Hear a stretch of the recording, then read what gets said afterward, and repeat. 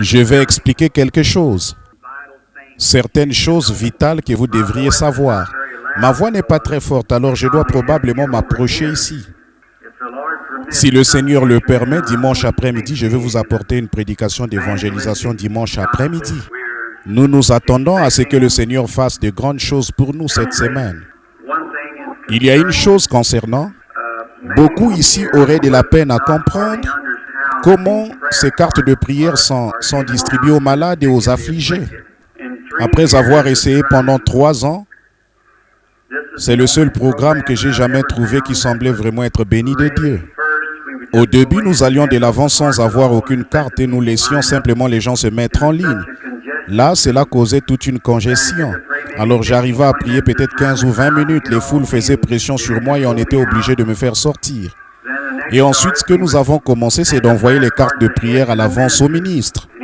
Et chaque ministre qui parrainait, peut-être que dans toute cette région, une cinquantaine d'églises parrainaient les réunions. Chaque ministre obtenait au moins 100 cartes. Chaque ministre voulait que son assemblée soit la première à passer. Il les distribuait à son assemblée et probablement qu'au cours des 4 ou 5 soirs, l'assemblée d'un seul ministre passait et les autres avaient beaucoup de peine à cause de cela. Et ensuite, nous avons pensé avoir les gens du coin, seulement les gens du coin dans la localité. Parfois, les gens viennent d'aussi loin que 11 ou 13 000 kilomètres pour assister aux réunions. Ce n'était pas bien. Et le seul moyen que nous avons trouvé de pouvoir, de vraiment laisser le Seigneur ouvrir la voie, c'est de prendre les cartes de prière, une cinquantaine, et de les distribuer aux gens. Alors personne ne sait qui passera. Il m'est arrivé de distribuer 50 cartes, et pas une seule d'entre elles n'a été appelée. Je commence la réunion et l'Esprit du Seigneur me conduit directement parmi les gens comme ça, sans même utiliser les cartes de prière. Il m'est arrivé de me tenir sur l'estrade et je commençais à parler. Et je n'avais plus conscience de ce qui m'entourait pendant 1 heure ou plus. Alors j'appelais la première personne et puis l'autre comme ça. Chacun a été guéri. Alors beaucoup de gens voulaient absolument passer dans la ligne. J'ai fait cette remarque, c'est la vérité, ça marche bien depuis 5 ans. Depuis 3 ans maintenant, pardonnez-moi. Chaque personne qui vient sur cette estrade est guérie. Il n'y a jamais eu quoi que ce soit, peu importe combien elle était déformée, infirme ou affligée, elle a toujours été toujours guérie. Il y a eu des cas affreux. Mais peut-être qu'en une soirée, j'arrivais peut-être à en passer 3, 4 ou 5, peut-être parfois. Une fois à Calgary, au Canada, ils n'ont passé que 2 cas, alors que 25 000 personnes s'étaient rassemblées. 2. L'un d'eux était un garçon affligé depuis 18 ans. Sa main était repliée sur elle-même. Il était dans un fauteuil roulant. Sa mère avait mis son alliance en gage pour qu'il puisse rester. Il avait assisté à environ 7 ou 8 réunions. Il n'avait jamais pu obtenir une carte. Finalement, l'heure est venue pour lui d'être sur l'estrade. Le garçon a quitté l'estrade en marchant. Le lendemain matin, il s'est rasé pour la première fois de sa vie. Il est venu me rencontrer là-bas sur la passerelle quand l'avion est arrivé à Vancouver pour me serrer la main. La petite fille était le cas suivant. La petite fille de foi catholique avait une jambe qui mesurait 10 cm de moins que l'autre. Nous avons passé environ 1 heure et quelques avec cette petite fille. Et cette même Bible, quand on l'a amenée là, en s'avançant, son corps s'est penché sur le côté. J'ai posé cette Bible sur sa tête. Et elle marchait aussi normalement que n'importe quel autre enfant en faisant des allers-retours sur l'estrade. Alors que les 25 000 personnes qui étaient là regardaient. Mais ces choses, nous les racontons, c'est tout. Les personnes qui ont une carte de prière ici, je n'en connais aucune ni qui sera la première. Nous distribuons ces cartes, puis nous commençons. Je vais essayer de vous donner une idée. Mon frère, je disais, j'ai distribué 50 cartes. J'entrais dans le bâtiment, je rencontrais peut-être un enfant, je disais, sais-tu compter? Il disait, oui monsieur, je disais, commence à compter. Peut-être qu'il comptait jusqu'à 10, 15 ou 20, puis il s'arrêtait. Là où il s'arrêtait, je commençais la ligne de prière. S'il s'arrêtait à 20, je commençais la ligne de prière par le numéro 20, puis je continuais peut-être en ordre croissant ou décroissant. Peut-être que le lendemain soir, je comptais le nombre de personnes dans une rangée, je divisais ce nombre par 2, et je voyais quel chiffre c'était ou quelque chose comme ça. Ce soir, personne ne sait encore où la ligne de prière commencera, ça pourrait être n'importe où. Parfois, cela survient au milieu des infirmes. Parfois, cela survient au milieu des malades. Je ne sais pas, personne ne le sait. Nous distribuons simplement les cartes, puis le reste, nous laissons le Seigneur conduire. Et nous avons toujours bien réussi de cette manière. Soyez en prière. Je crois que c'est tout nouveau pour vous ici. De toutes les réunions auxquelles j'ai participé pour un deuxième soir de réunion, c'est le groupe le plus petit que j'ai jamais eu depuis que je suis sur le champ de mission. D'habitude, le deuxième soir, dans n'importe quelle salle, ou si c'est annoncé d'une manière ou d'une autre, il y a habituellement 7, 8, 10 000 personnes le deuxième soir. Bien sûr, c'est seulement annoncé localement. Ce qui fait qu'il y a une foule, c'est que c'est annoncé à l'échelle internationale. Et de nombreuses centaines de personnes viennent d'un État et des autres États pour former le groupe. Ma prochaine série de réunions après celle-ci, ce sera Houston au stade. Je pense qu'il y a 17 000 places assises, je pense. C'est déjà annoncé dans environ 4 ou 5 journaux internationaux. C'est de là que viennent les gens d'outre-mer et tout, de partout. J'aimerais lire un peu de la parole ce soir, car la parole de Dieu ne faillit jamais. Mes paroles failliront, sa parole ne faillira pas. Ça se trouve dans le psaume 113, le verset 1, 2 et 3. Mon âme bénit l'Éternel, que tout ce qui est en moi bénisse son saint nom. Mon âme bénit l'Éternel et n'oublie aucun de ses bienfaits. C'est lui qui pardonne toutes tes iniquités, qui guérit toutes tes maladies. Que Dieu ajoute ses bénédictions à sa parole. Tout cela parle du sujet, les maladies et les afflictions. J'aimerais prendre quelques instants pour faire quelques déclarations à ce sujet. Et je veux que vous écoutiez et que vous y accordiez toute votre attention. Les maladies et les afflictions sont toutes le résultat du péché. Peut-être pas dans votre vie, mais dans la vie de quelqu'un avant vous. Le diable est l'auteur des maladies et des afflictions. Avant qu'il y ait un démon, nous n'avions pas de maladie ni d'affliction. Mais quand Satan est arrivé, il a amené avec lui la maladie et les afflictions. On les appelle si souvent des bénédictions. Je ne pourrais jamais penser que Dieu puisse retirer une bénédiction d'une personne malade, à moins qu'il s'agisse d'un pécheur pour le conduire à Dieu, ou d'un enfant désobéissant pour le ramener à se réconcilier avec son Père. Mais les maladies sont le résultat du diable et de la chute. Là, aujourd'hui, nous avons les meilleurs médecins que nous ayons jamais eus. Nous avons la meilleure médecine, les meilleurs hôpitaux que nous ayons jamais eus, et plus de maladies que nous n'en avons jamais eues. Et au jour où nous possédons la meilleure médecine que nous ayons jamais eue, on construit constamment des hôpitaux pour les incurables. Au moment même où nous avons les meilleures œuvres scientifiques que nous ayons jamais eues sur les afflictions et les maladies, chaque année on construit des hôpitaux pour les incurables. Mais rien n'a jamais été présenté à Jésus-Christ, le Fils de Dieu, où il n'était pas largement de taille à y faire face. Et il est exactement le même aujourd'hui qu'il était hier. Et il le sera éternellement, il éprouve. Vous le verrez soir après soir. Et s'il n'en est pas ainsi, alors vous avez le droit de douter. Quelqu'un a dit, est-ce que les guérisons durent? Elles durent aussi longtemps que dure la foi. Mais quand la foi fera défaut, alors votre guérison fera défaut. Diriez-vous que toute personne qui s'avance à l'autel et se convertit sera un chrétien toute sa vie? Ce soir, il pourrait être un enfant de Dieu et demain être un enfant du diable. Quand il perd la foi en Dieu, c'est ça qui le fait retourner. Et toute puissance qui peut vous guérir ici sur cette estrade peut vous garder en bonne santé. C'est la raison pour laquelle j'ai fait cette déclaration que personne ne vient ici sans qu'il soit délivré ici.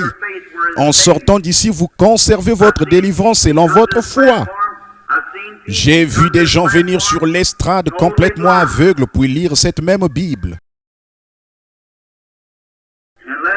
Moins de 5 jours plus tard, ils revenaient tout aussi aveugles qu'il était auparavant.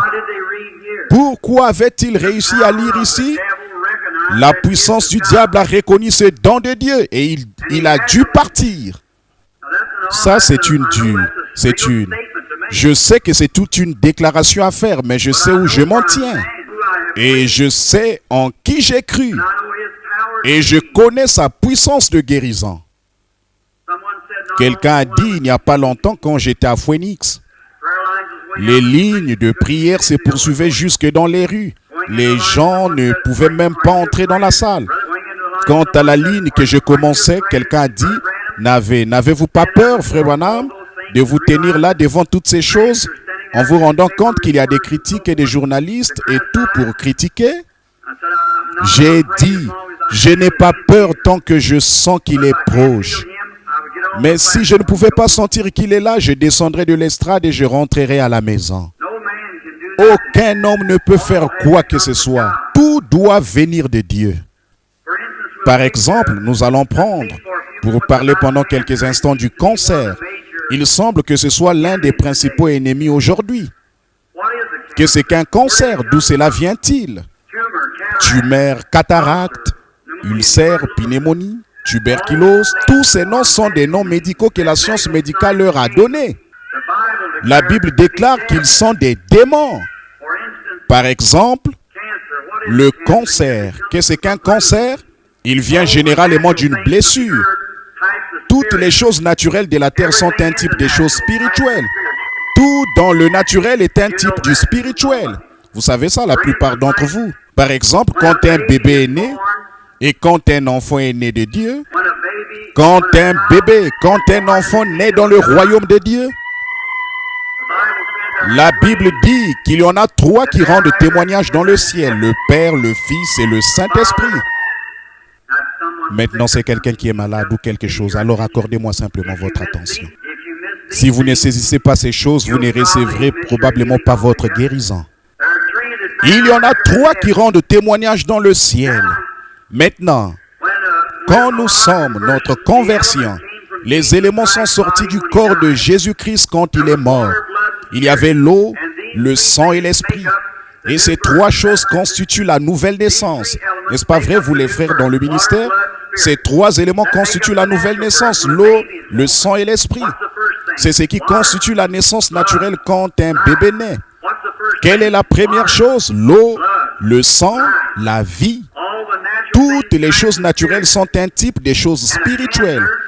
Et un cancer sur le plan naturel, sur le plan spirituel, c'est un démon.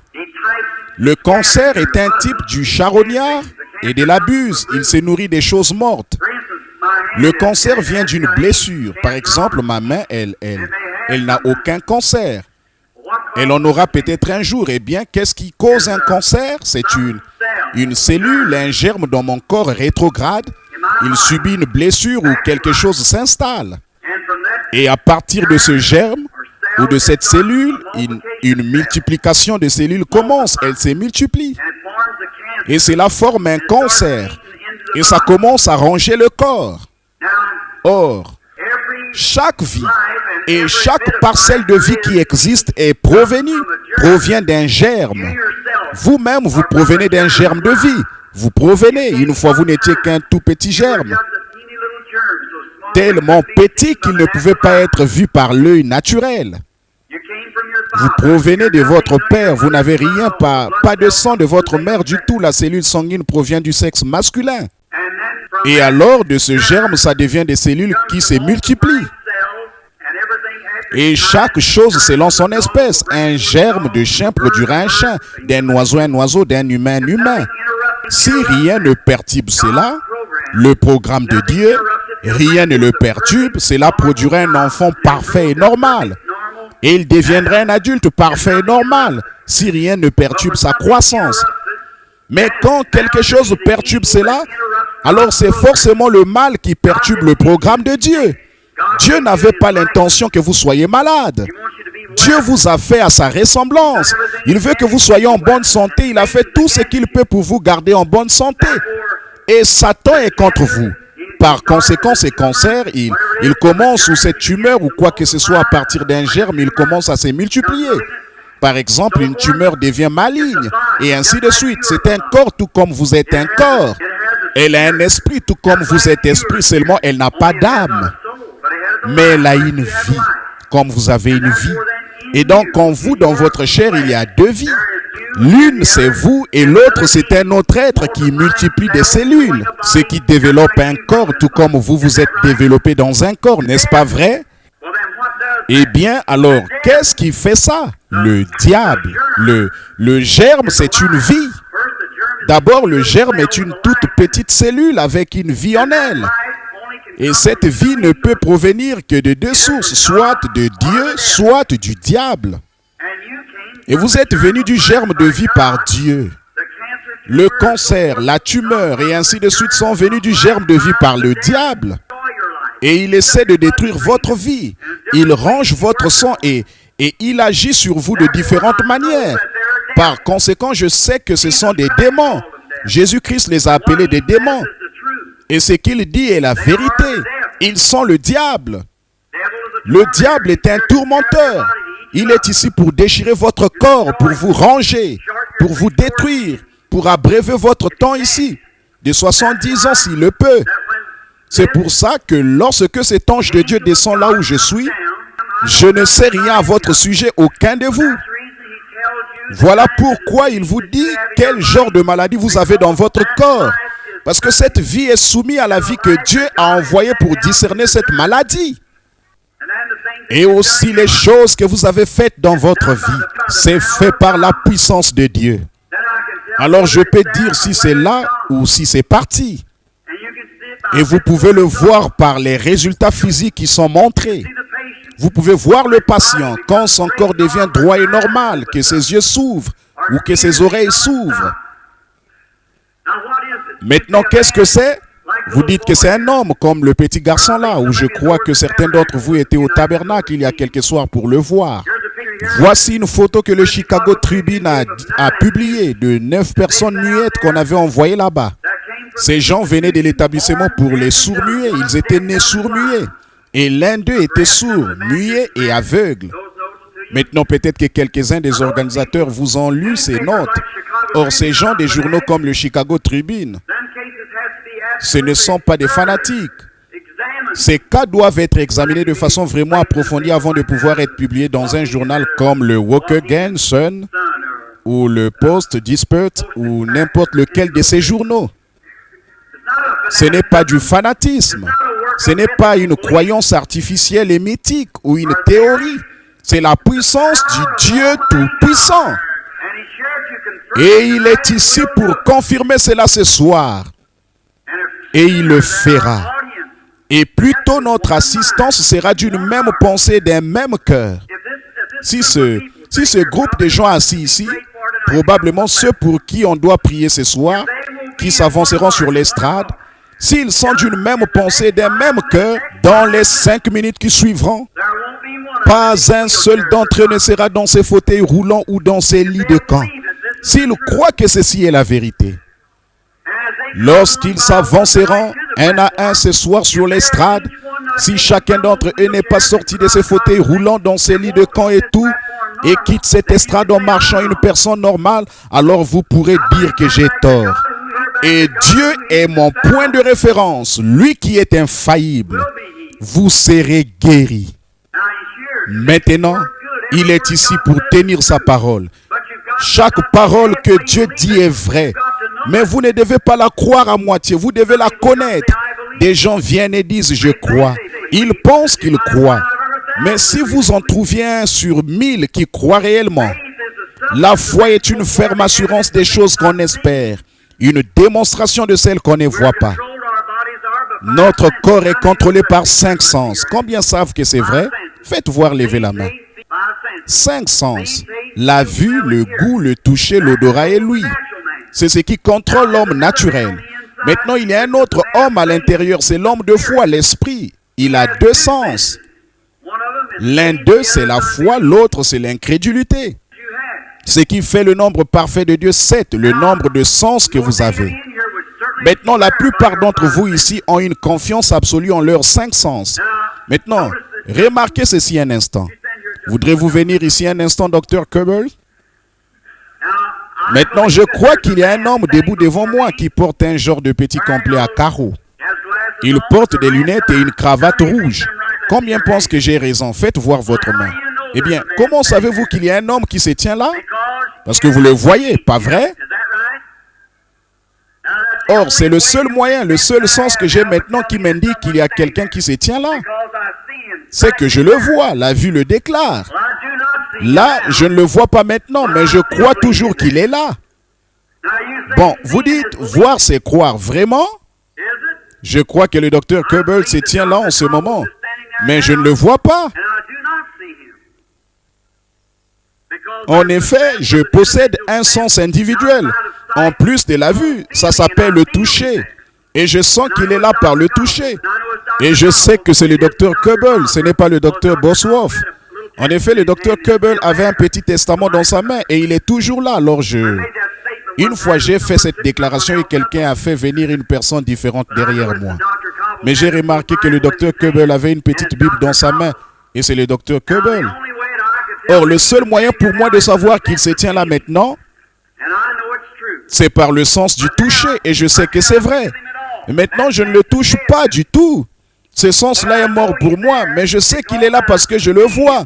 Vous voyez ce que je veux dire? Il y a deux sens distincts du corps qui disent qu'il est là. L'un d'eux, je le vois. L'autre, je le touche. Or, il arrive que... Restez là un instant, frère. Maintenant, j'ai un autre sens. Et c'est celui de lui. Jouez la musique de quelque chose. Combien croient qu'il y a de la musique qui joue? Levez la main. La voyez-vous? Combien voient cette musique? Est-ce que vous la sentez, la goûtez, la touchez?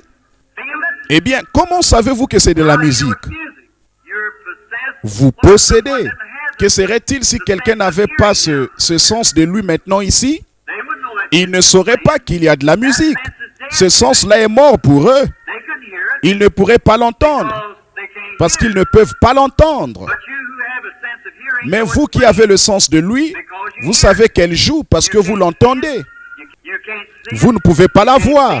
Vous ne pouvez pas la toucher. Vous ne pouvez pas la sentir. Vous ne pouvez pas la goûter. Mais vous pouvez l'entendre. Or, la foi est une ferme assurance des choses qu'on espère. Une démonstration de celles qu'on ne voit pas, ne goûte pas, ne touche pas, ne sent pas ou n'entend pas. Mais le sens de la foi est tout aussi réel que votre vue ou n'importe lequel de vos autres sens. Vous voyez ce que je veux dire? Vous le croyez, vous. Il n'y a personne qui puisse vous en faire douter. Parce que vous possédez ce sens qui vous dit qu'il en est ainsi. Vous diriez, cette chemise était blanche. Et si je vous disais qu'elle était rouge? Eh bien, vous ne le croiriez pas parce qu'elle est blanche. Votre sens de la vue dit qu'elle est blanche. Vos yeux le disent. Eh bien, maintenant, si vous croyez, vous qui êtes ici pour qu'on prie pour vous, qui que vous soyez, si vous croyez ce soir que vous serez guéri, aussi fermement que votre vue indique que la chemise est blanche, l'œuvre est accomplie maintenant même. Merci, Dr. Keubel. C'est vrai, la foi est une ferme assurance des choses qu'on espère. Une démonstration de celles qu'on ne voit pas, ne goûte pas, ne touche pas, ne sent pas ou n'entend pas. C'est un autre sens. C'est dans l'autre dimension. Ça n'a rien de naturel. Vous ne pouvez rien recevoir de Dieu si ce n'est par la foi. Par la foi, les murailles de Jéricho sont tombées. Par la foi, Moïse a refusé d'être appelé le fils de la fille de Pharaon. Par la foi, Gédéon a fait telle et telle chose. Par la foi, le seul moyen. Et sans la foi, il est impossible d'être agréable à Dieu. Et si vous voulez lui être agréable, vous devez venir à lui avec foi, en croyant que sa parole est la vérité. Pourquoi est-ce que je me tiens ici et que j'exprime ceci en parole et je dis que personne ne peut s'avancer sur cette estrade sans que son état soit diagnostiqué et que les maladies soient révélées, les secrets des cœurs, peu importe combien les gens sont infirmes. Il n'y a personne qui a déjà assisté aux réunions qui ne sait pas que chaque fois ils sont guéris. Pourquoi? L'ange m'a rencontré, il a dit, si tu amènes les gens à être sincères, ou si tu es sincère et que tu amènes les gens à te croire, rien ne résistera à ta prière. Je le crois. Et si je peux vous amener à faire la même chose, Louisville, Kentucky sera secoué comme jamais auparavant.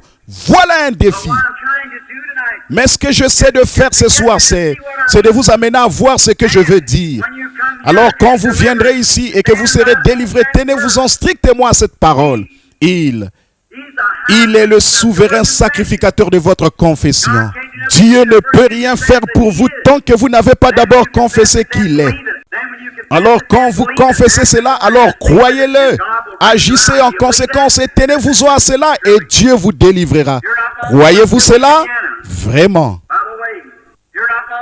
Ici, il n'y a pas longtemps à Fort Wayne, dans l'Indiana. Au fait, Dr. Bosworth, là, j'ai un petit article dans la poche de mon pardessus. On vous l'apportera sur la réunion que nous venons d'avoir, publiée dans le Weaver People. Je crois que c'était au sujet d'une petite fille aveugle. Ce qu'ils ont publié, ça paraîtra dans le Weaver People, un livre qui est diffusé partout dans le monde. Un journaliste avait rédigé une critique, il disait: la jeune fille a déclaré qu'elle était guérie, mais elle ne l'était pas.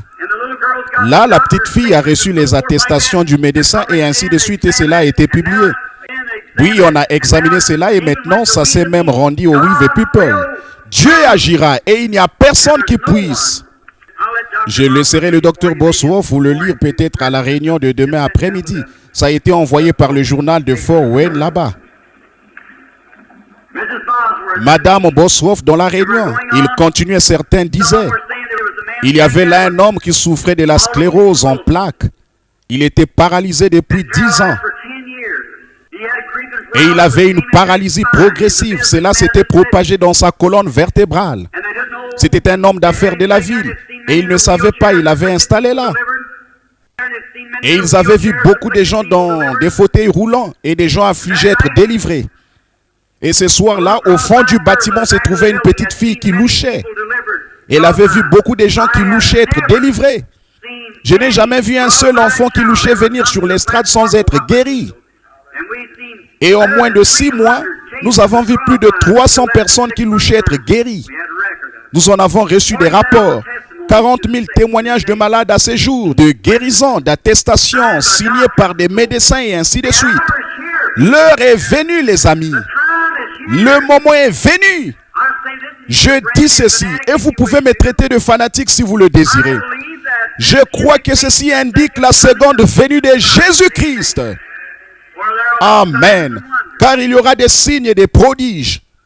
En fait, si vous n'êtes pas dans le royaume de Dieu, efforcez-vous d'y entrer. Sûrement, j'ai une certaine connaissance de ce dont je parle. Sinon, Dieu n'honorerait jamais ma prière pour faire ce qu'il fait. Et vous qui êtes en dehors du royaume, cherchez Christ pour qu'il devienne votre refuge maintenant, pendant qu'il est temps et pendant que vous en avez l'occasion. Il y a un cas que je n'oublierai jamais. Une fois, je me tenais au fait, pour finir de vous parler de la petite fille de Fort Wayne, Madame Bosworth lui a dit, elle a dit: ma chérie. Elle venait de la documentation au fond du bâtiment. Elle est arrivée là en pleurant, elle a dit: Madame Bosworth, c'est la femme de frère Bosworth. Elle a dit: j'ai vu tous ces gens qui louchaient être guéris. C'était une jeune femme d'environ 18 ans qui louchait affreusement.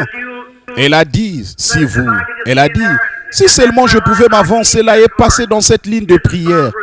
Mais je ne peux même pas obtenir de carte. Madame Bosworth a eu de la compassion pour cet enfant. Elle a dit: ma chérie, si tu vas par derrière là, où tu peux le voir et vraiment, ne te contente pas d'imaginer là. Mais je crois de tout mon cœur que c'est un don de Dieu. Je t'assure qu'il t'appellera dans quelques minutes. Je priais pour les malades sur l'estrade. J'avais le dos tourné à la jeune fille. Tout à coup, j'ai senti cela s'installer. La foi s'animer. J'ai regardé autour de moi. Je n'arrivais pas à discerner. Il y avait simplement trop de gens là. Ils étaient très serrés. Je savais que ça venait de cet endroit. Et j'ai essayé de discerner de quel genre d'esprit il s'agissait. Vous voyez, sa foi s'était élevée dans cette catégorie-là. Quand je me suis retourné, je l'ai finalement trouvée. Oh, elle était à une distance 2 fois plus grande que ce bâtiment et je l'ai repérée. Elle portait un manteau vert. J'ai dit: la jeune femme qui se tient là au fond, qui louche et qui porte un manteau vert, ne craignez plus, Dieu vous a guéri. Ses yeux sont devenus parfaitement normaux. Ce n'est qu'un des milliers de cas qui sont arrivés de cette façon. Maintenant, si nous pouvons avoir une réunion, si vous pouvez vous réunir et rejeter simplement ce que vous pensez être ceci, cela, rejetez tout simplement cela. Ne venez pas en tant que spectateur. Venez en croyant et voyez si ces mêmes choses n'arrivent pas ici même dans le bâtiment. La première fois que j'ai rencontré le docteur Bosworth ici, c'était à Miami. Nous tenions des réunions. Dr Bosworth, de la renommée internationale, a 40 ans d'expérience dans l'enseignement de la guérison divine. Il pensait qu'un jour Dieu enverrait le don à l'église. Et alors, quand il a appris que j'étais là-bas, il s'est dit, eh bien, voilà encore quelqu'un qui prêche de la guérison divine. Il est venu à la réunion un soir. Et quand il est venu à la réunion, nous avions ce qu'ils appellent une ligne rapide. Des milliers de personnes étaient debout. Cet après-midi-là, 2 petits garçons du Weber, une station de radio, ont été interviewés. Ils sont nés aveugles. Ils avaient tous les deux recouvré la vue. Et ils les ont fait venir là-bas à la station de radio pour les interviewer. Alors, frère Bosworth est venu à la réunion. Et il s'est trouvé que lorsque la ligne rapide a commencé, plusieurs milliers de personnes devaient passer dans la ligne ce soir-là. On a simplement imposé les mains à ceux qui passaient. 4 de francs. On a fait entrer une petite fille dans la ligne. Je n'oublierai jamais cet enfant. Elle était une petite chose toute mignonne. C'était une petite fille aux cheveux blancs. Elle n'avait qu'une petite dent. Et elle avait une nouvelle manucure dans les cheveux. Ou le nom que vous donnez à ces choses que les femmes mettent dans leurs cheveux. On l'a fait entrer. Elle portait un appareil orthopédique sur sa petite taille ici. Et on l'a amenée et fait passer dans la ligne. Et je lui ai imposé les mains. Elle est descendue de l'estrade. Et on l'a remise dans la ligne. Et bien, la pauvre petite. Et elle a continué à avancer. Et puis, quelqu'un l'a amenée pour passer dans la ligne. Et on lui a imposé les mains. Et pendant qu'elle repassait, elle a levé les yeux avec ce genre de petits sourires aux lèvres, vous savez. Et cette petite dent qu'on pouvait voir. Et quelque chose a simplement dit, arrête l'enfant. J'ai dit, ma chérie. J'ai vu qu'elle n'avait pas la foi pour être guérie à ce moment-là. Mais voyez-vous, c'est à ça que sert le don. Ici sur l'estrade, vous remarquez comment lui, parfois, vous devez travailler. Les gens disent, oh, je crois, frère Wanam. Mais voici qu'ils sont ici en bas. Et c'est ici qu'ils devraient être ici en haut. Eh bien, alors le fait de dire leur maladie et les secrets de leur cœur, cela fait monter la foi jusqu'à ce que j'arrive à amener la personne à me croire. C'est ce qu'il a dit. Si tu amènes les gens à te croire, sois sincère quand tu pries. Alors aucun démon ne pourra rester là. Il doit connaître le maître. Alors, je sais qu'il m'a dit ça. Et quand je peux amener ce patient à un point tel que sa foi s'élève jusque-là, c'est ce qui me donne une foi parfaite. Je n'ai jamais vu cela faillir. Et ça ne faillira jamais. Ça ne peut pas faillir. Et alors, quand la petite fille, on l'a amenée, fait passer dans la ligne, j'ai dit, ma chérie, tiens-toi juste derrière moi. Et elle s'est tenue là derrière, on la tenait, elle s'est accrochée au pont de mon veston. J'ai dit, prie ma chérie. Et elle a baissé sa petite tête, elle priait. Et frère Bosworth était assis en train d'observer tout cela encore un peu sceptique. Et il observait parce qu'il était là-bas, il regardait la fin de la réunion qui se déroulait. Et c'était le dernier soir des réunions, je crois. Et elle tenait mon veston. Et j'ai simplement continué à prier, j'avais oublié l'enfant. Je me suis encore retourné, j'ai dit, ma chérie, continue à prier comme ça. Et au bout d'un moment, j'ai commencé à sentir que la foi commençait à s'installer. Comme un cœur qui bat, qui fait pompe, pompe, pompe. Et quand ça s'est mis à agir comme ça, je me suis tourné vers elle. J'ai dit, maintenant ma chérie, je lui ai imposé les mains, j'ai demandé au Seigneur Jésus. J'ai dit à la mère, j'ai dit, maintenant enlevez-lui son appareil orthopédique. Elle a dit, mais frère madame, je vous le dis, elle. J'ai dit, ne doutez pas de ça madame, faites ce qui vous a été dit. Elle s'est approchée et a enlevé l'appareil orthopédique de l'enfant. La voici qui est redescendue en tenant ce très grand appareil orthopédique pour le montrer aux gens comme ça. Elle était parfaitement normale, aussi normale qu'elle pouvait l'être, ses petites jambes. N'est-ce pas, docteur Bosworth? Et j'ai continué cette réunion pendant quelques instants, j'ai continué. Oh, c'était à une distance 2 fois plus grande, ou peut-être plus que ce bâtiment, sous le grand chapiteau de cirque où les gens se tenaient. Jusque-là, au bord de la grande route, là-bas, au Princess Gardens. Alors à l'arrière, je ne cessais. J'ai senti quelque chose s'installer qui a commencé à faire encore. Je savais que c'était la foi. Je ne pouvais pas dire exactement d'où ça venait. Je me retournais continuellement pour regarder, mais les gens passaient si vite. Ils pleuraient, ils essayaient de me toucher et tout. Au bout d'un moment, je les repérais tout au fond vers l'arrière. Un homme vêtu d'une chemise blanche. J'ai attendu pour savoir quel genre d'esprit l'avait lié. L'homme était infirme. Il était tombé de cheval quelques années auparavant. Il était un marchand à Miami. Sa main était infirme et son bras comme ça. Il est venu comme critiqueur pour critiquer la réunion. Puis il a commencé à avoir la foi. Je me suis arrêté et j'ai dit, « Messieurs, vous qui êtes tout au fond, le quatrième de la rangée dans cette direction-ci, qui portez une chemise blanche, levez-vous. Jésus-Christ vous a guéri. » Et quand il s'est levé, ses mains se sont levées. Sa petite femme toute maquillée, on aurait dit qu'elle était inexaltée, comme le petit frère l'a dit ce matin dans son émission à l'entendre crier. Il était là parfaitement délivré. Frère Bosworth a fait une enquête sur ce cas, puis il est venu me voir. Il a posé des questions à cet homme à ce sujet. Et quand il a découvert que c'était bien le cas, il m'a demandé, il a dit, « Comment avez-vous su que c'était cet homme-là » J'ai dit, « Monsieur, je commence à m'affaiblir, je savais que ça venait de quelque part. » Et il a dit, il est arrivé au microphone, il a dit, « Cela prouve que Jésus est le même hier, aujourd'hui et éternellement. » Cela le prouve. Il a dit, « Bon, le don qui était en Jésus-Christ serait comme tout cet océan ici qui frappe le rivage. Le don dans notre frère serait comme une cuillerée d'eau qu'on en retirerait. Mais les mêmes éléments chimiques qui se trouvaient dans la cuillerée d'eau seraient le même genre d'éléments chimiques qui se trouvent dans l'océan en entier. » C'est vrai. Et je me sentais de plus en plus faible. Et cet homme était là parfaitement délivré. Or, c'est arrivé des centaines de fois. Et il y a des gens dans ce bâtiment, je crois, qui ont été dans l'autre réunion, qui en ont été témoins. Et ici des amis qui ont été dans d'autres réunions, qui pourraient témoigner et dire que c'est la vérité. Levez la main si vous êtes ici.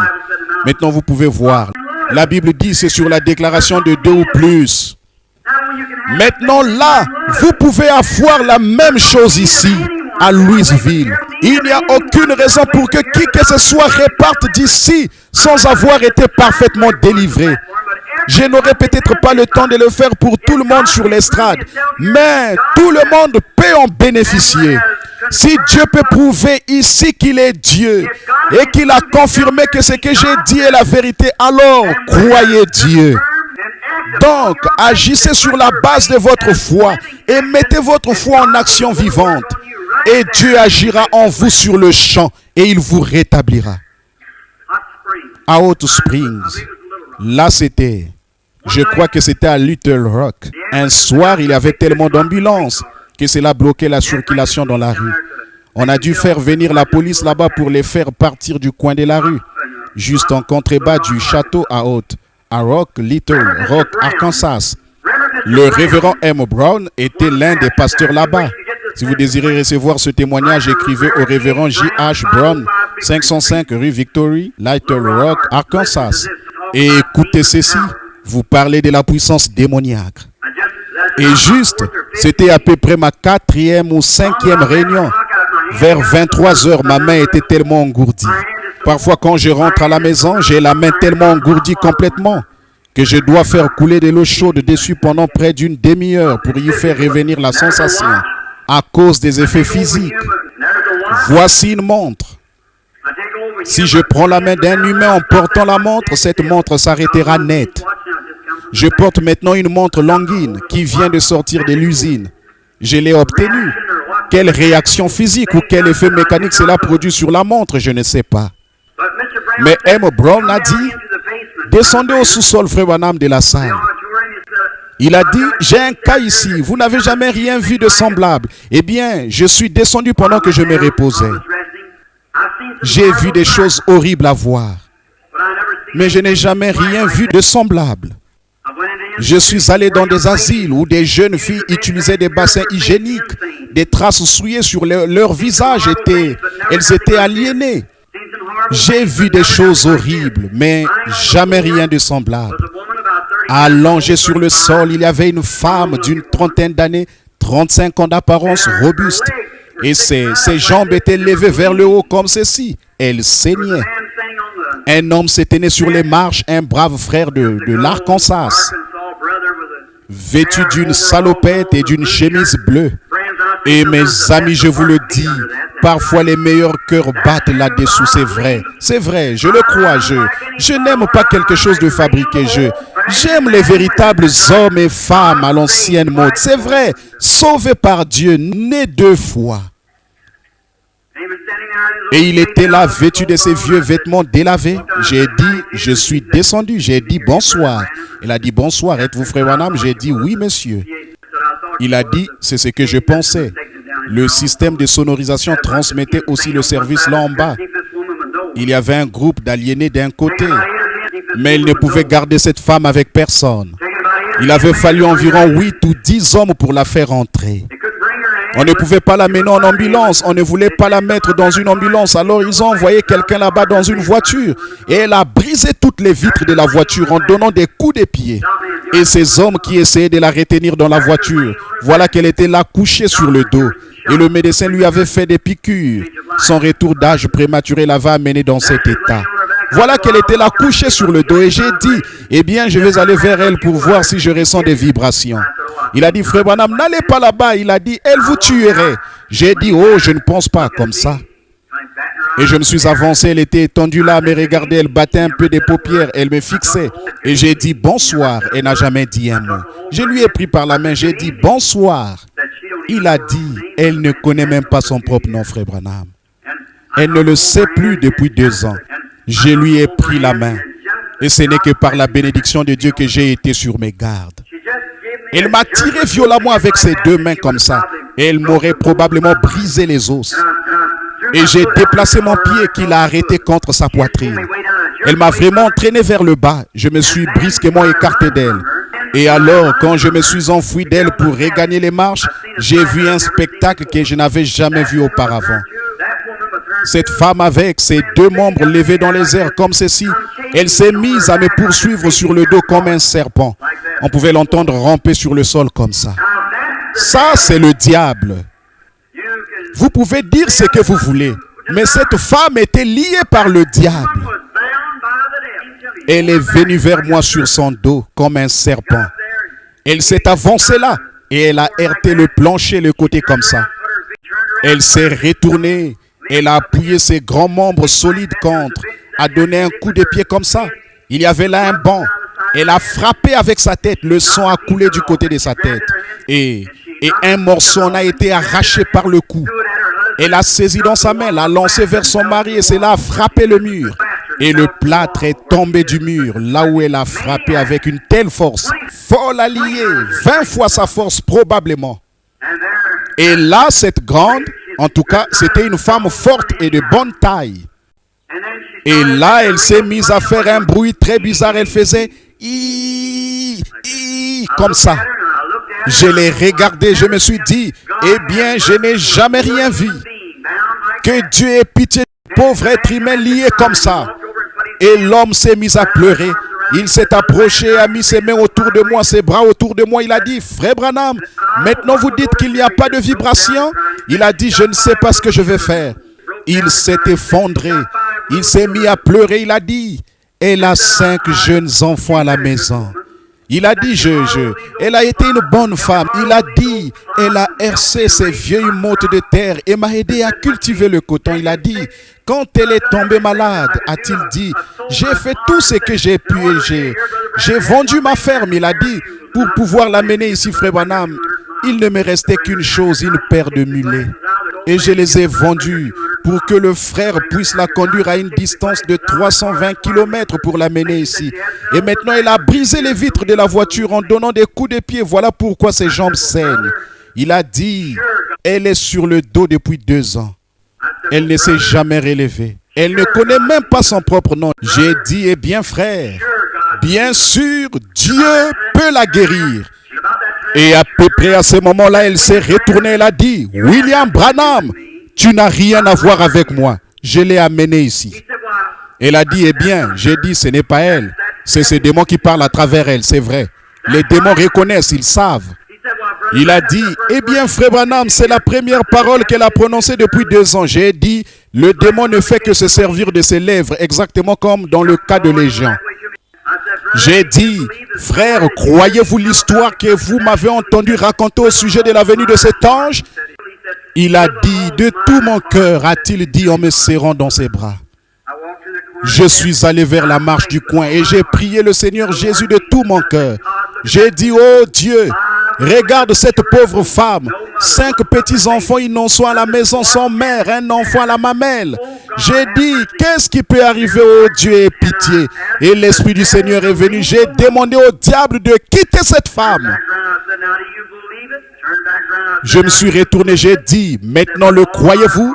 Il a dit de tout mon cœur, que dois-je faire d'elle, frère Branham? J'ai dit, ramenez-la. Ramenez-la directement au sanatorium. J'ai dit, si vous ne doutez d'aucune des choses que je vous ai dites, regardez bien ce qui arrivera. 2 mois plus tard, j'étais à Jonesboro dans l'Arkansas, où beaucoup de choses s'est passées. Quelques 28 000 personnes s'étaient rassemblées dans la ville. Et lorsque je parlais, j'ai vu une femme qui poussait ou qui me faisait signe de la main. Elle a dit, ne me reconnaissez-vous pas, frère Branham? J'ai dit, non, madame, elle était là comme ça et tout le monde. Elle a dit, vous tous, excusez-moi tout le monde. Elle a dit, je voulais juste vous voir. Et j'ai vu quelqu'un qui riait, c'était son mari. Voilà qu'elle était là tout à fait normale et saine d'esprit avec ses 5 petits-enfants, aussi parfaite qu'elle pouvait l'être. Il l'avait ramenée. Elle n'avait pas donné un seul coup de pied dans la voiture au retour. Ils l'ont remise dans la cellule capitonnée. Le 2e matin, ils sont entrés pour la nourrir et elle était assise. Et le 3e ou le 4e matin, ils l'ont laissée partir en tant que personne en bonne santé et l'ont renvoyée chez elle auprès de ses enfants. Jésus-Christ est le même hier, aujourd'hui et éternellement. Regardez mes amis, les démons reconnaissent la puissance de Dieu, parfois avant que les ministres et les chrétiens la reconnaissent. Le saviez-vous? Bien des fois, lisez la Bible. Quand le sacrificateur l'a dit, oh, il est Belzébul. Le démon a dit, nous savons qui tu es, le Fils de Dieu, le Saint d'Israël. Pas vrai?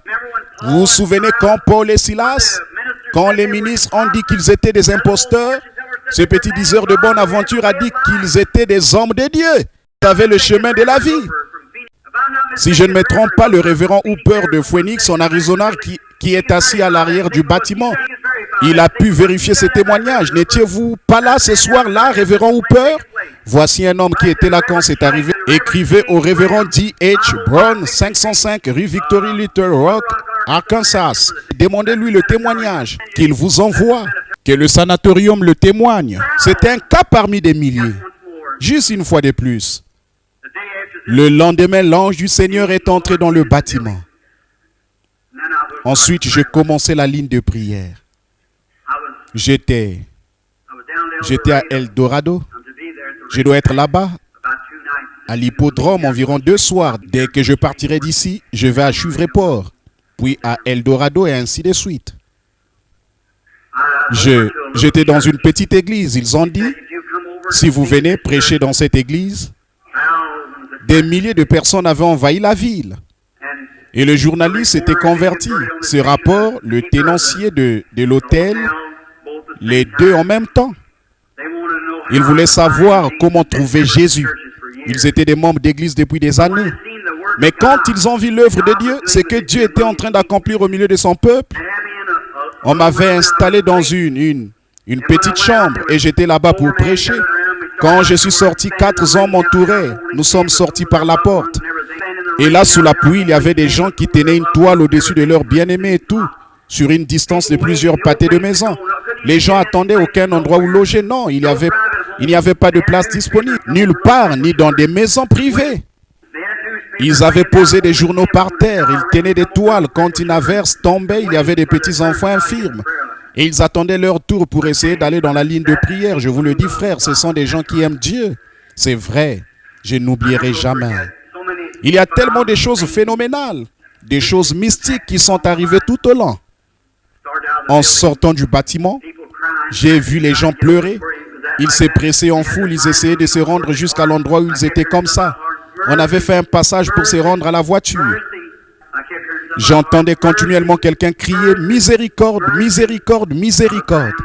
Et j'ai regardé autour de moi. Je pouvais l'entendre quelque part. C'était comme s'il y avait quelque chose qui sautait dans mon cœur. J'ai regardé, c'était non là. D'un côté, en Arkansas, il y avait une loi. Les gens de couleur et les blancs ne peuvent pas être ensemble. Debout d'un côté, se tenait un homme de couleur, une petite casquette à la main. Il se tenait là sous la pluie. La pluie lui frappait le visage. Sa femme criait « Miséricorde, miséricorde, miséricorde ». J'ai pensé au vieux et aveugle Bartimée. Et j'ai continué à avancer. Il semblait que quelque chose me disait de ne pas faire ça. Des centaines d'entre eux se pressaient en foule. J'ai dit, je vais aller là où se trouve cet homme de couleur. Ils ont dit, Frère Branham, vous ne pouvez pas faire ça. Deux d'entre eux étaient des policiers. Ils ont dit, vous allez déclencher une meute raciale tout de suite. Ils ont dit, vous ne pouvez pas faire ça. J'ai dit, mais le Seigneur me dit d'aller là où il est. Et j'ai entendu la femme dire, alors que je m'approchais, la vieille femme, elle a dit, voici le pasteur, il arrive, chérie. Oh là là. Je me suis rapproché de l'endroit où il était. Il a dit, êtes-vous pasteur Branham? J'ai dit, oui, monsieur. Il s'est mis à palper mon visage avec sa main. Il a dit, pasteur, avez-vous juste une minute pour écouter mon histoire? J'ai dit, oui, monsieur. Il a dit, pasteur, a-t-il dit, ma vieille maman était une bonne femme religieuse. Il a dit, de toute ma vie, elle ne m'a jamais dit un mensonge. Il a dit, elle est morte depuis une dizaine d'années.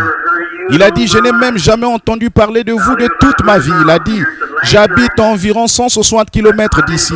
Et il a dit, hier soir, il a dit, je suis aveugle depuis bien des années. Il a dit, la nuit dernière, je me suis réveillé et ma vieille maman était debout près de mon lit. Et elle a dit, chérie, mon enfant, va à Eldorado dans l'Arkansas et demande quelqu'un du nom de Branham. Elle a dit, le Seigneur a donné un don de guérison divine. Tu recouvriras la vue. Oh là là. J'avais l'impression que mon cœur allait devenir gros comme ça. J'ai vu que Dieu parlait. Si l'homme ne veut pas le croire, Dieu le déclenchera d'une manière ou d'une autre à ceux qui ont le cœur honnête. Il le fera. J'ai posé mes mains sur lui et j'ai dit, frère, le Seigneur Jésus qui vous a envoyé cette vision se tient ici maintenant pour vous rétablir. J'ai enlevé mes mains de sur lui. J'ai pris sa main, la cataracte était morte. Les larmes coulaient et glissaient sur ses joues. Il a dit, je te remercie Seigneur, je te remercie Seigneur. Elle a dit, sa femme a dit, chérie, vois-tu? Il a dit, oui, je vois. Elle a dit, oh, tu vois vraiment chérie? Il a dit, oui. Il a dit, c'est une voiture rouge qui est garée là-bas. Oh là là, elle s'est mise à crier comme ça. Et là, ils m'ont saisi et se sont dirigés vers la voiture. Plus tard, je suis descendu d'un avion près de Memphis dans le Tennessee un soir. Je suis entré à l'intérieur. J'ai entendu quelqu'un crier, bonjour pasteur Branham. Je suis allé là. Et qui était-ce? Il était normal. Il pouvait lire sa Bible ou n'importe quoi. Je me suis dit, grâce étonnante, qu'il est doux le sang qui sauverait un misérable. Il est encore le même ce soir qu'il était à ce moment-là. Il est ici, mes amis. La seule chose que je vous demande de faire, c'est de croire que je vous ai dit la vérité. Et regardez bien la puissance du Dieu Tout-Puissant accomplir ce que je dis. Si elle ne l'accomplit pas, alors dites que Frère Branham est un faux prophète. Si elle accomplit, alors croyez Dieu pour le témoignage qu'il a rendu. Pouvons-nous courber la tête? Notre Père Céleste, oh, je pense qu'un jour, nous arriverons à la fin du voyage et que je monterai vers ta demeure. Je prie que tu me laisses entrer et que tu puisses m'accorder une place assise quelque part là-bas avec toutes ces chères personnes que j'ai rencontrées. Nous pourrons parler des choses, des souvenirs que nous avons de ces grandes choses que tu as faites pour nous. Et comme c'est merveilleux tout au long de notre pèlerinage ici de te voir et savoir que tu es proche et que tu es ici ce soir pour délivrer ces malades et ces affligés. Seigneur, jusqu'à présent, nous ne savons pas qui tu as choisi pour passer dans cette ligne. Toi, tu sais. Quelqu'un est ici. Il y a 50 personnes qui ont des cartes. Seigneur, tu pourvoiras. Tu sais qui ici doit s'avancer. Et nous remettons cela entre tes mains, Seigneur. Maintenant, bénis tout le monde. Et que ceux, Seigneur, qui ne pourront pas être dans la ligne de prière, quand ils en verront d'autres qui sont affligés, tourmentés comme eux, qui les verront délivrés, oh Dieu, je prie que leur foi s'élève et croit. Et oh Père, fais qu'un réveil à l'ancienne mode commence partout dans la ville, Seigneur. Que chaque église aura des réveils et que des âmes perdues entreront. Croyant en ton Fils bien-aimé, accorde-le Dieu bien-aimé. Maintenant, Père, tu connais la faiblesse de l'homme et nous connaissons la puissance de Dieu. Je prie que tu envoies ton ange, celui qui m'a mis à part dès le sein de ma mère, qui m'a amené dans cette vie et qui m'a prédestiné dans ce but, et qu'il se tiendra ici ce soir. Dieu bien-aimé, après avoir fait ce grand rapport avec assurance devant des milliers et des centaines de milliers de personnes, tu n'as encore jamais failli.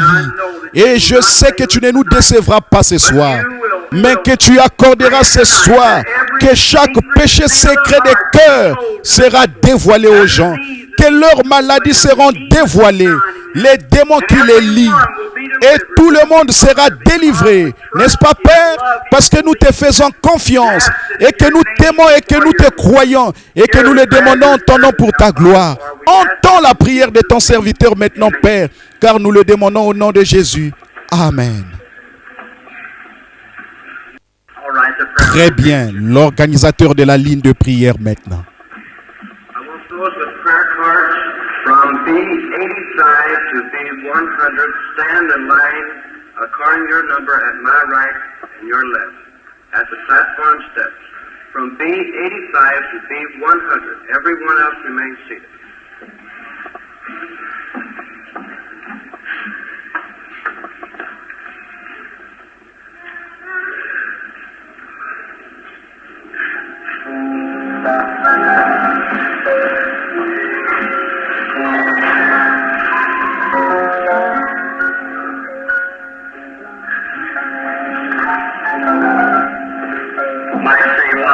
Je pourrais dire pendant qu'il est en train de former les lignes, tout le monde ici connaît le...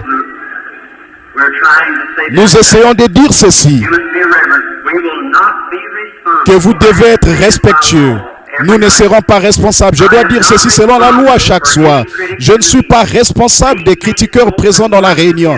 Ces choses vont d'une personne à l'autre, particulièrement l'épilepsie et ainsi de suite comme ça. J'ai vu des gens venir à la réunion en parfaite santé. Et vu un handicapé moteur là, cette personne handicapée est sortie normale et le critiqueur est sorti infirme. Une fois j'ai vu venir 28 personnes, elles ont attrapé l'épilepsie et sont tombées par terre. Ces puissances démoniaques trouveront un endroit où aller. Et mes amis, c'est la Bible. Combien savent que c'est une doctrine biblique? Faites voir votre main. C'est simplement l'église du Nouveau Testament en action, n'est-ce pas mes amis? La puissance du Dieu Tout-Puissant pour délivrer. Et pendant qu'ils mettent les gens en ligne, je pense que ceux qui sont dans les fauteuils roulants, ils aimeraient que vous restiez tranquilles. Ils viendront vous chercher quand on arrivera à votre numéro de carte, ils vous appelleront. Maintenant, je veux que tout le monde se souvienne de ceci. Vous êtes toujours les bienvenus aux réunions, tout le monde. Mais quand je vous demande de courber la tête, vous devez courber la tête. Et alors, quand n'élevez pas la tête tant que vous ne m'aurez pas entendu dire dans ce microphone ou frère Bossoff ici de lever la tête. Si vous levez la tête avant, je ne serai pas responsable de ce qui arrivera. M. Hooper, qui est assis tout près, il est là. J'aime voir quelqu'un comme ça. Il a été dans d'autres réunions. Il était à Phoenix en Arizona avec nous, où l'un des responsables de la ville était venu à la réunion. Il a dit, eh bien ça c'est un bon exemple de psychologie. Il a dit, je vais juste, il n'y a rien de vrai là-dedans. J'ai continué à sentir quelque chose qui venait de cet homme. Il était assis à l'arrière à ma droite. J'ai dit, il y a quelqu'un à ma droite qui a la tête levée. Il ne voulait pas garder la tête baissée. L'un des huissiers lui a dit, gardez la tête baissée. C'était un des responsables de la ville. Alors il a dit, je n'ai pas à le faire. Alors très bien. Alors le huissier est venu me dire ce qui était arrivé. J'avais un petit enfant là et il avait une pince à ligne enveloppée d'un chiffon. Il essayait. Il avait une crise d'épilepsie. Il était en train d'en avoir une juste là, sur l'estrade. Parfois, quand un épileptique se présente, ça provoque des crises chez lui. Et j'ai dit, très bien, monsieur, je vous l'ai demandé, c'est tout ce que je peux faire. J'ai prié, j'ai dit, oh Dieu, ne permet pas que cet enfant innocent souffre à cause de cet enfant, à cause de cet homme de sa désobéissance. Cette chose a quitté l'enfant. L'homme a simplement souri et est parti. Environ 2 jours plus tard, il est venu, il a commencé à avoir une drôle de sensation. Il a dit, oh, c'est juste moi qui pense ça, c'est tout. Il a dit, c'est juste mon imagination. C'est en train d'avoir le dessus sur moi. Il essaie de s'en sortir. Environ 1 jour plus tard, les policiers l'ont ramassé en ville, il tournait en rang et en rang. Environ 6 semaines plus tard, il est venu. Je tenais un service Charles Fuller, avec Charles Fuller là-bas à Long Beach. Si certains d'entre vous étaient là, vous savez combien de personnes étaient présentes. Il en avait littéralement des milliers là-bas tout le long de la plage. Alors il n'est pas arrivé à entrer dans le bâtiment. Il est allé à Los Angeles. Il n'est pas arrivé à entrer. Et finalement, à Modesto, sa femme, paraît un soir pluvieux, était tombée sur le sentier. La barbe avait poussé sur son visage. Il avait l'air horrible, hideux. Il était là. Elle a dit, frère Branham, il faut faire quelque chose. Elle a dit, il ne veut pas même manger. Nous n'arrivons même pas à lui faire prendre de l'eau. Oh, il avait l'air horrible, assis là, regardant dans le vide. Je suis entré, il s'est mis à faire. En s'éloignant de moi comme ça. Je leur ai dit de verrouiller la porte. Nous étions fatigués, nous étions là-bas au Clubhouse le samedi soir, depuis des heures pour nous occuper des malades. J'ai demandé à frère Brown et à frère Moore de verrouiller la porte pour empêcher les gens d'entrer. Sa femme était couverte de boue après s'être tombée sur le sentier et elle s'accrocha à la jambe de mon pantalon. Je ne pouvais même pas bouger. Il ne pouvait pas me dégager car elle s'accrochait pour que j'aille vers son mari. Environ 4-5 minutes plus tard, la chose a quitté cet homme. Il m'a entouré de ses bras et m'a serré dans ses bras. Il a mis son chapeau sur sa tête comme ça. Il m'a serré la main. Il est rentré à la maison un homme en bonne santé. Je vous le dis, mes amis, si j'étais un critiqueur, je ne resterais même pas là où ces choses arrivent. Je suis ici pour vous aider, non pour vous faire obstacle. Eh bien maintenant, souvenez-vous de cela. Si vous gardez la tête baissée et si quelque chose arrive, alors j'en suis responsable. Maintenant, vous ne pouvez pas faire semblant parce que je le saurai quand vous viendrez ici. Maintenant, soyez respectueux, soyons en prière. Quand je vous demande de baisser la tête, gardez la tête baissée. Vous l'avez fait hier soir, c'était vraiment très bien. Et si vous faites la même chose ce soir, tout ira bien. Et préparez les lignes de prière.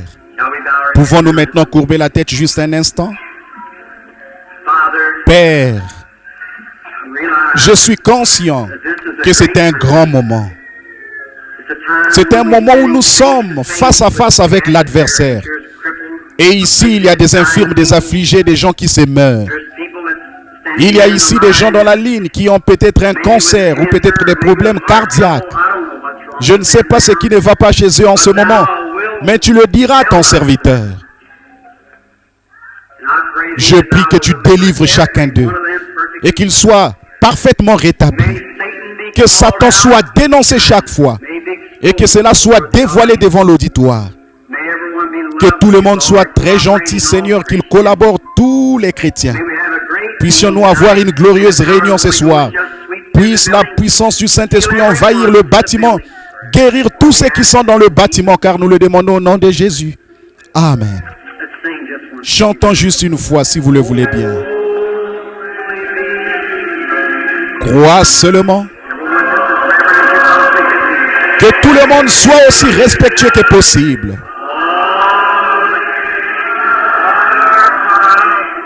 Tout est possible. Crois seulement. Crois seulement. Crois seulement.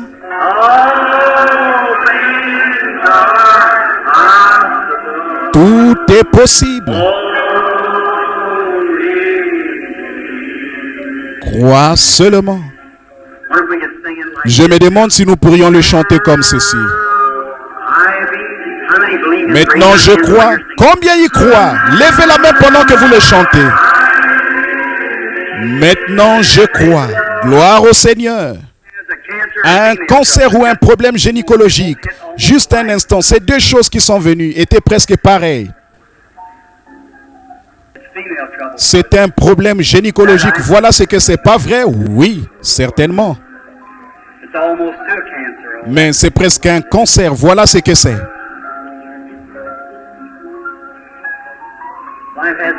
La vie n'a pas été facile pour vous, n'est-ce pas? Non, vous avez eu beaucoup d'ennuis.